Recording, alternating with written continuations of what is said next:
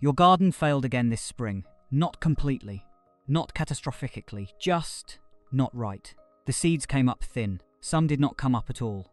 The plants that did make it looked pale for weeks before they found their footing. By the time they were producing, it was already late. Already behind. You did everything the bag told you to do. There is a photograph in the County Historical Archive in Harlan, Kentucky, taken in April of 1933. It shows a garden, just a home garden, nothing remarkable about the setting, with rows so dense and straight they look like they were drawn with a ruler. Tomatoes already knee-high, beans already climbing, corn already showing its first 2 leaves. In April, in 1933, in one of the worst years of the Great Depression, the family that owned that garden never missed a meal through the 1930s. Their neighbours, the ones without a garden like that, were standing in relief lines. What did they do every spring that you are not doing? It is not complicated. It is not expensive. It costs nothing, in fact. But it requires knowing one thing about soil, that the modern gardening industry has a significant financial incentive not to teach you. I learned this from a woman named Ruth. She was 94 years old when I interviewed her. Born 1929 in eastern Kentucky. She started gardening with her mother at age 4 and did not stop for 90 years.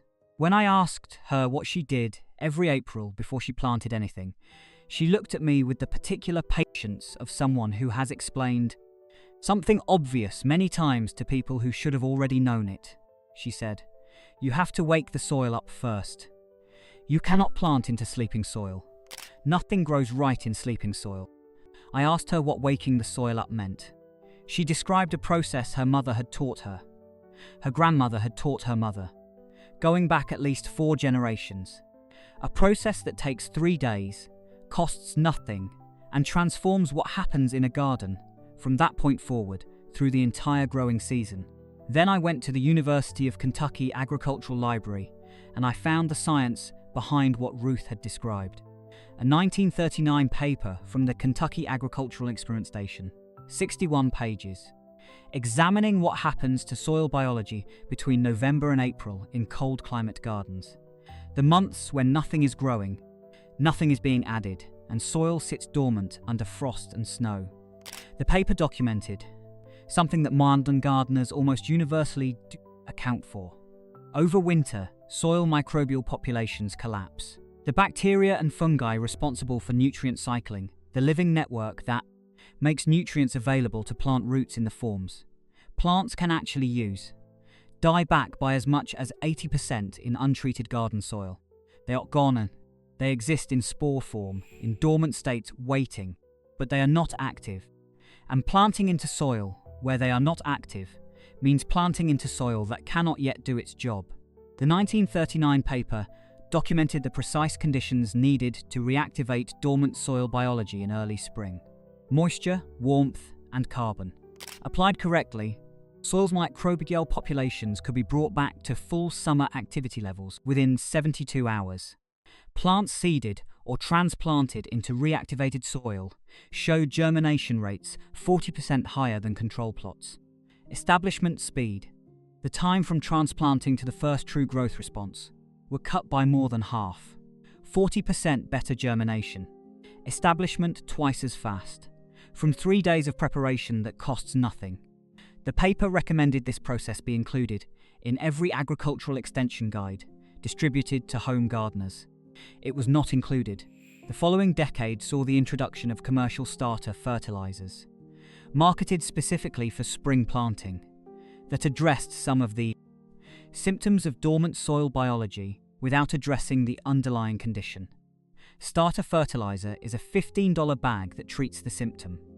The 3-day spring activation treats the cause.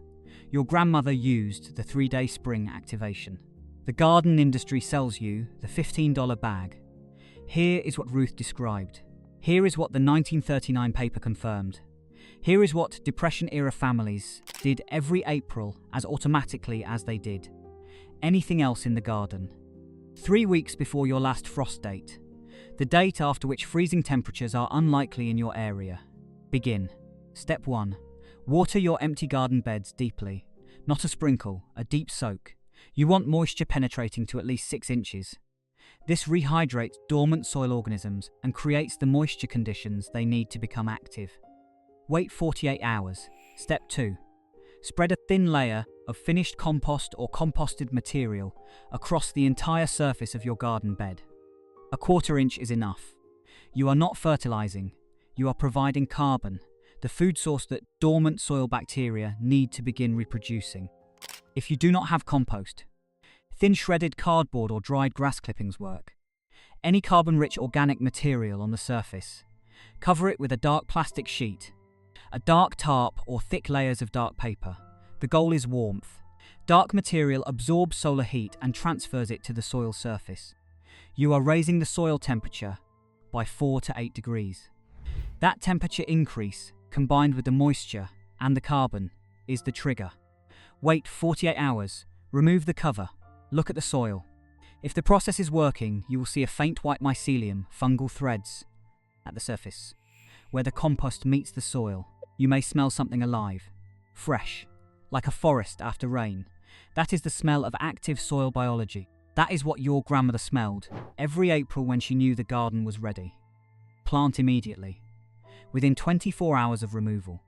The soil biology is now active and rising. Your seeds and transplants will drop into living soil. Soil that is already working, already cycling nutrients, already preparing to support root development at a level that sleeping soil cannot match. Ruth planted into soil, prepared this way for 9 decades. She'd said she could always tell the difference in the first week. The plants just stand up differently, like they are comfortable, like they belong there. The families in that 1933 photograph in the Kentucky archive were planting into reactivated soil. They did not call it reactivation. They did not know the microbiology. They just knew what their mothers had taught them. Wake the soil up first. 3 days, then plant. Their gardens never failed. Not during the Dust Bowl, not during the drought years, not during the years when everything was scarce and every meal depended on what came out of the ground. Your garden does not have to keep starting behind.